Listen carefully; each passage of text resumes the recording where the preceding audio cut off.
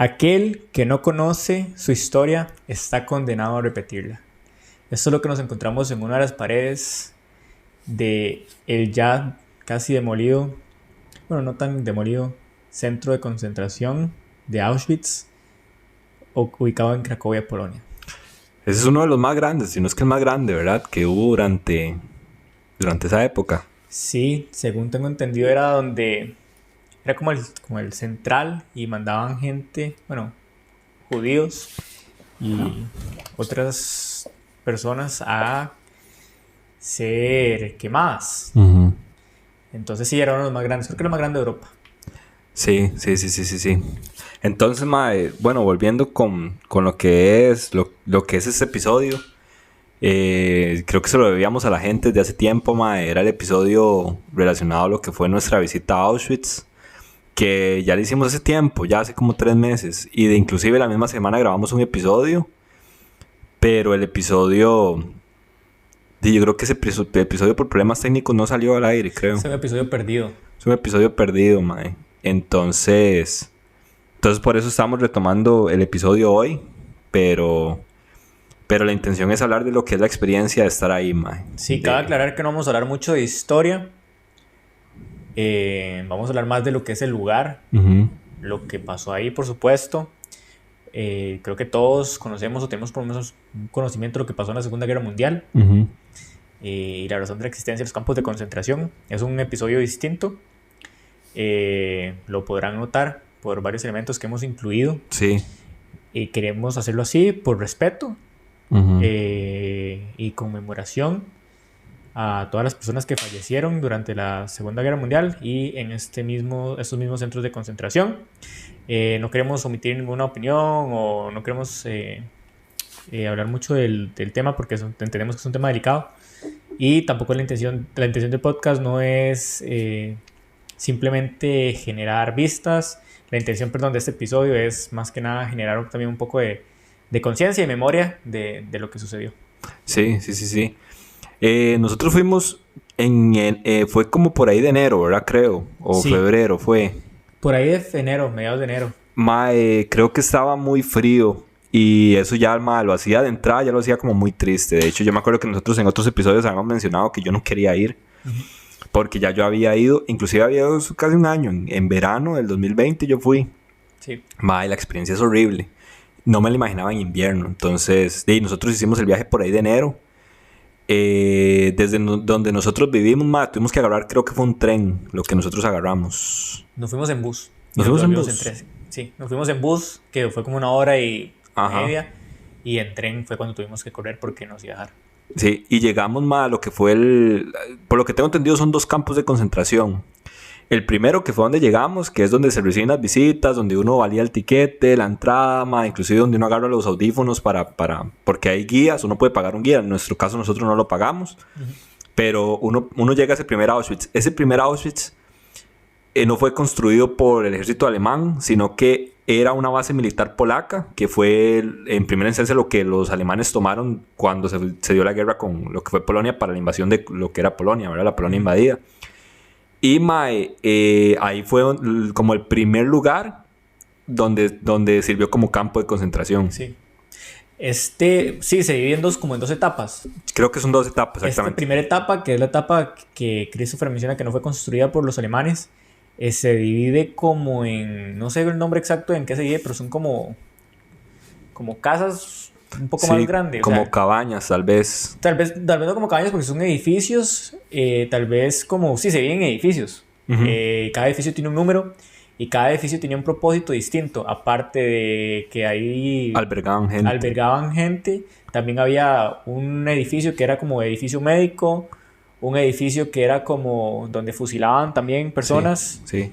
Creo que esa primera etapa fue mucho antes de cuando ya empezara, y de hecho solo tiene una cámara de gas. Solo tiene una cámara de gas que era muy pequeña, inclusive. Por eso fue que dio paso a la construcción del segundo, que ya vamos a hablar del segundo campo de concentración, que es enorme, 10 veces más grande, pero es enorme. Uh-huh.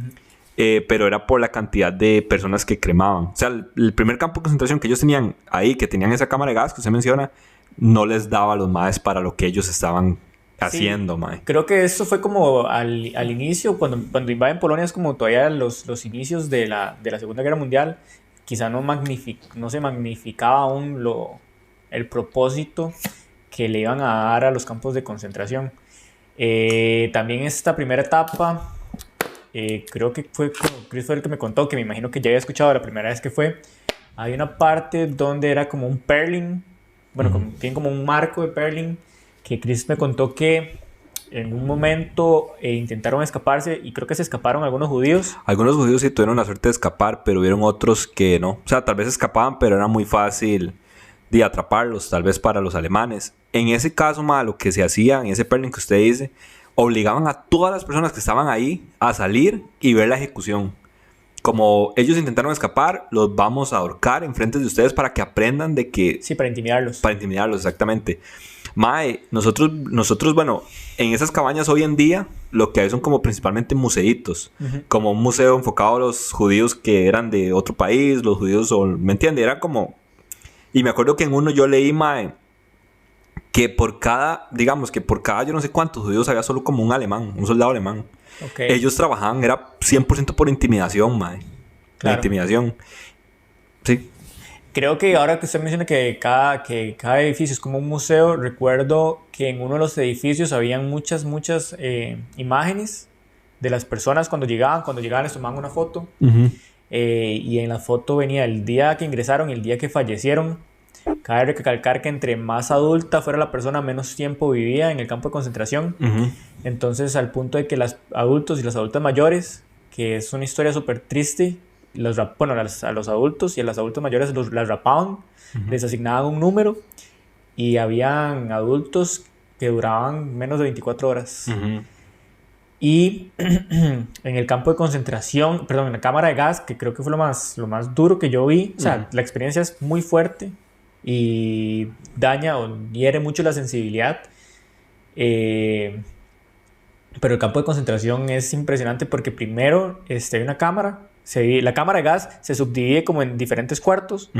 El cuarto principal es donde está el gas, donde los mataban, digamos. Sí, y luego los mismos judíos tenían la responsabilidad de cremarlos. Sí, yo en esa parte yo tenía como mis dudas, porque yo crecí creyendo que la cámara de gas era como ahí estaban, los quemaban o algo pasaba ahí y después ya ellos salían automáticamente en cenizas.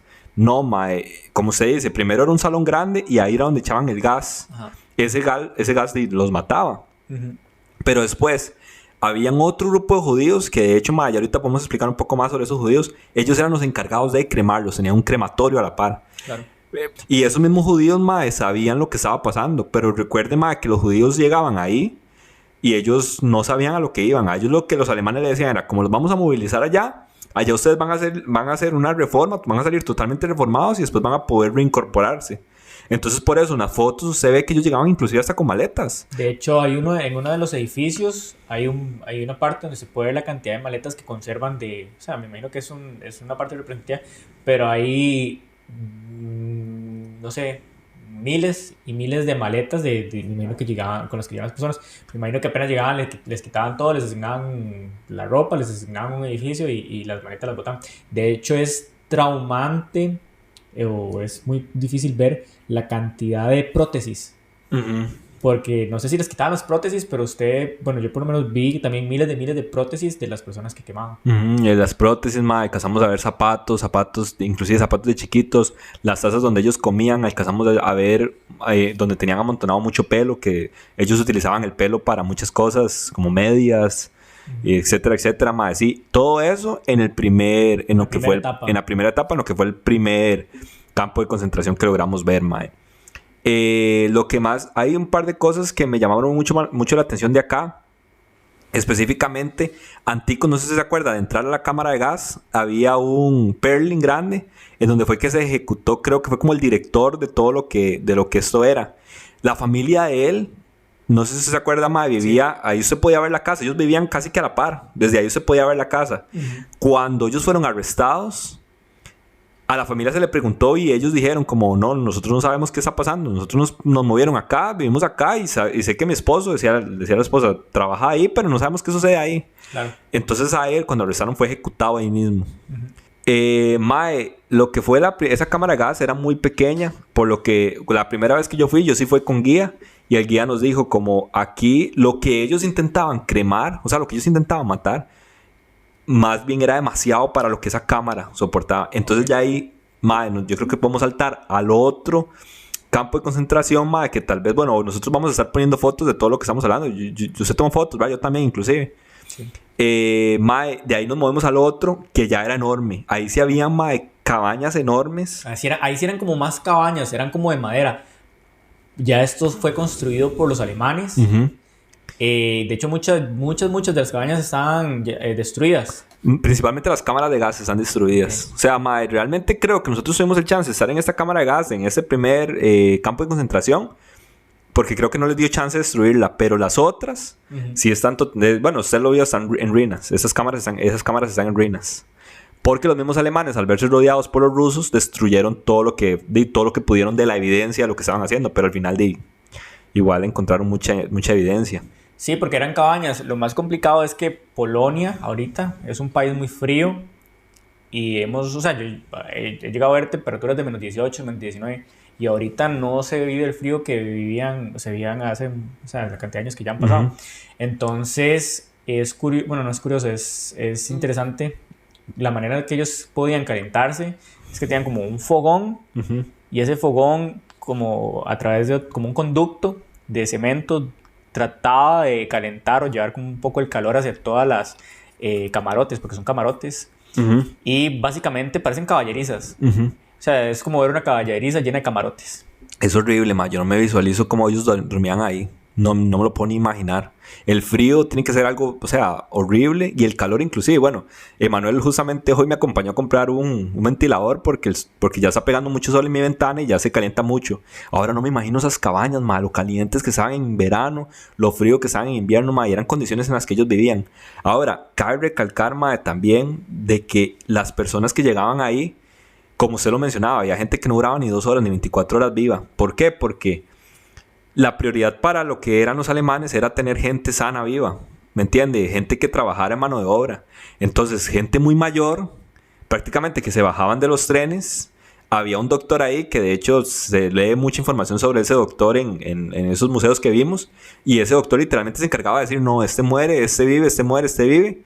Y prácticamente lo que se encargaba era de matar todo lo que eran señores mayores, gente con problemas, digamos que les faltaba una pierna o algo así. Y ellos no les servían a los alemanes, entonces los mataban. E igual pasaba con los niños. Mae. Entonces yo no sé si se acuerda que yo le había contado que el guía nos había dicho que estos mismos judíos que estaban como a cargo de la seguridad junto con los alemanes, como tienen un nombre, no recuerdo exactamente cuál era el nombre de estos judíos en específico, pero ellos como sí sabían lo que estaba pasando, a veces llegó un punto en el que despegar a una mamá de un niño era muy difícil, tenían que matar al niño, pero tal vez la mamá era muy fuerte para hacer trabajos de algún tipo de trabajo. Uh-huh. Pero los alemanes se dieron cuenta que intentar separar a una mamá de un hijo era muy difícil, entonces llegaba un punto de decir, no, mátelos a los dos, okay, a la mamá y al hijo. Estos mismos judíos que sí sabían lo que estaba pasando, muchas veces veían una mamá sana con sus 2 hijos y le decían, no, vea, dele esos 2 hijos a aquella señora. Porque aquella señora de fijo la van a matar, pero se la van a matar también si va con los 2 hijos. Entonces mejor darle los 2 hijos ya a esa señora para que maten a esa señora con los hijos y usted viva. Claro. Yo digo, qué difícil tiene que ser la situación para una madre, Sí, tomar la decisión de... o sea, yo no me lo visualizo. O sea, inclusive para mí puede ser, muy difícil que me diga, usted o se muere con su mamá, por ejemplo, o sobrevive usted. No, jamás yo me podría despegar de mi mamá. Ahora no me imagino una mamá hacia un hijo, más bien. Uh-huh. Entonces... Como usted dice, habían personas ahí que no duraban ni un día. Llegaban de una vez y los mataban. Y habían otras personas sanas, digamos, por decirlo así, hombres, mujeres, que servían para mano de obra, que sí las hacían dormir en esas cabañas. Claro. Sí, creo que en general la experiencia, o por lo menos los sentimientos que yo tuve, fueron muy... o sea, yo hubo muchos momentos en los que sentía la necesidad de llorar. Uh-huh. Y uno antes de visitar o por lo menos yo antes de visitar el lugar, no magnificaba no tenía la perspectiva adecuada del lugar y de lo que se vivía, porque como fue hace muchos años y uno creció, por lo menos lo leyó solo en libros, y lo vio quizá en un par de películas, uno sí no imagina realmente el impacto, no le da la importancia que uno normalmente o la gente de acá le da. Entonces eso permite como entender realmente un poco la cultura, porque usted conoce acá gente que los abuelos murieron en la Segunda Guerra Mundial o pelearon en la Segunda Guerra Mundial. Entonces creo que como a manera de resumen, para mí fue traumante y muchas veces me generó una sensación de asco. Pero asco de ver la capacidad humana de poder llegar al punto de aniquilar casi millones, no recuerdo cuántos millones, pero millones y millones y millones de personas por simple odio. Y hay un trasfondo histórico que explica más la razón por la cual se llegó a este punto, pero genera asco que una persona haya tenido la capacidad de poder dirigir a un país, un ejército, y haber llegado a ese punto de aniquilar tantas y tantas personas. Sí. Mae, yo creo que también, yo quiero agregar además de eso también, mae, como la ignorancia con la que yo había llegado, creo que a este país, digamos, en general. Porque claro, como se decía, nosotros crecimos leyendo sobre eso, viendo películas sobre eso, pero creo que realmente nosotros nunca tuvimos la capacidad de dimensionar lo que realmente había pasado. Entonces, mae, yo creo que yo llegué con mucha ignorancia. Inclusive recuerdo que la primera vez que fui, me tomé la libertad hasta hacer chistes sobre lo que estaba sucediendo. Yeah. Mi bro, la primera vez que yo estuve ahí, usted no sabe lo mal que yo me puse, a tal punto que usted mismo lo sabe que yo no voy a volver a ir ahí, no voy a volver a ir ahí. Y volvemos a ir, sí. Pero por lo mismo, porque, mae, ya uno entiende realmente, ok, mae, eso estuvo mal, como se dice, mae, alguien realmente tuvo la maldad de hacer eso. Y realmente uno entiende que hay mucha maldad en el mundo para hacer ese tipo de cosas. Entonces, claro, a uno se le abren los ojos y por lo menos a mí me hizo entender de que, mae, no, en serio, o sea, esto sí sucedió y es un capítulo muy negro para la historia de la vida, si no es que el más negro de la historia de la vida del mundo. Y, mae, yo estoy aquí parado en donde muchas de esas personas estuvieron de pie, caminando por donde muchas de esas personas caminaron. Y mae, es muy difícil. Entonces eso realmente abre mucho los ojos, mae, para realmente entender y guardar el respeto y guardar la conciencia de lo que sucedió ahí. Yo creo que, y aparte de eso, de que crecimos en un país que no tiene ejército, por ahí, también lo que recibimos nosotros, tal vez en los contenidos de estudios sociales o inclusive en las películas que llegamos a ver. O sea, mi percepción y mi opinión es que muchas veces en las películas se romantiza un poco lo que sucedió y se romantiza el tema de la guerra y a mí eso no me... O sea, creo que hasta el momento que usted llega y lo vive, es como en las películas usted no lo puede vivir a capela. Y cuando usted llega, usted lo vive realmente hasta las fibras más internas y eso es lo que a usted le hace ya entender la situación. Porque en una película, usted ve una película de 2 horas y quizá con los efectos que tienen y con el drama en el que se quieren enfocar en la película, no es lo mismo de llegar y verlo y realmente poder sentirlo. Es que se siente. Es que se siente, sí, totalmente. Entonces yo creo que en base a lo que decíamos al principio, que un pueblo que no aprende su historia está condenado a repetirlo, creo que es real y creo que el mundo lo sigue repitiendo día tras día tras día. Y lo vemos a través de las guerras más recientes, a través de los conflictos más recientes, y nos seguimos matando, básicamente, por razones,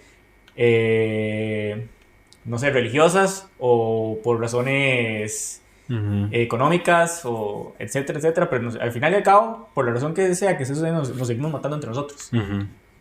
Eso usted tiene razón. Y de hecho creo que nosotros ahorita que estamos aquí en Polonia, podemos ver países vecinos inclusive. Vea por ejemplo Bielorrusia. Bielorrusia está a punto de una guerra civil por un presidente que tienen, que es prácticamente un dictador, digamos. Y vemos otros países, que también están en guerra, y sí. Pucha, qué duro. Sí. Yo creo que podemos ir cerrando, ¿verdad? Sí, creo que es momento. No, este episodio sí lo queríamos hacer porque lo teníamos pendiente porque lo habíamos hablado en algún momento, desde la primera temporada inclusive, y nunca lo habíamos tenido chance de hablar. Hicimos un episodio, pero creo que es que en ese momento manejamos muchas cámaras, muchos audios, y algo se tuvo que haber perdido en el camino, ma, entonces nunca lo podemos tirar y por eso lo estamos sacando hasta ahora. Igual me gusta más este episodio porque es un poco más corto. Igual creo que como a manera de aclaración, no somos expertos en materias sociales. Sí, no, jamás. Lo hacemos en la mayor de nuestros, en la mayor de nuestros respetos. No tiene otro motivo más que visibilizar. ¿Visibilizar la palabra? Sí, visibilizar. Lo que nosotros pudimos vivir y sentir para que la gente que nos acompaña tenga una imagen o pueda, por lo menos podamos reflejar un poco del sentimiento que se vive. No creo que volvamos a tocar el tema. No creo. Yo tampoco.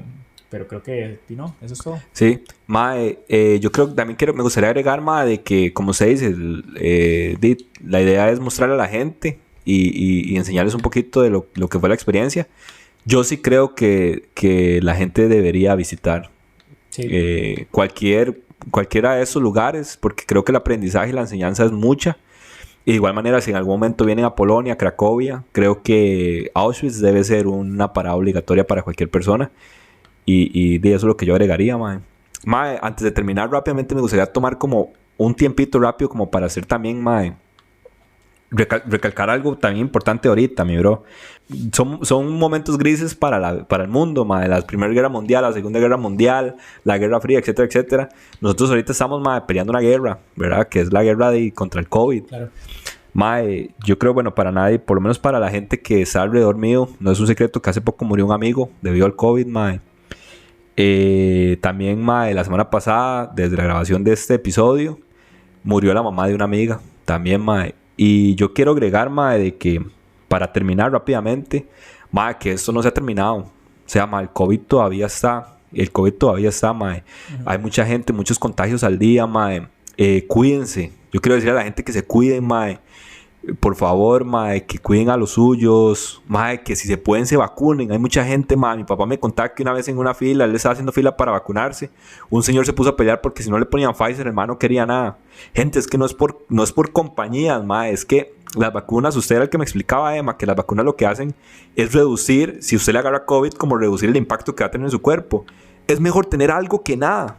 Créanme, es mejor tener algo que nada. Entonces, mae, vacúnense si pueden. Y cuídense, madre, cuiden a los suyos, cuiden a la familia, porque es muy doloroso realmente perder un amigo, perder un familiar. Claro. Y Dima, eso todavía está latente, madre, eso no ha terminado. Entonces también quería agregar eso, madre, para que nos cuidemos todos en casa.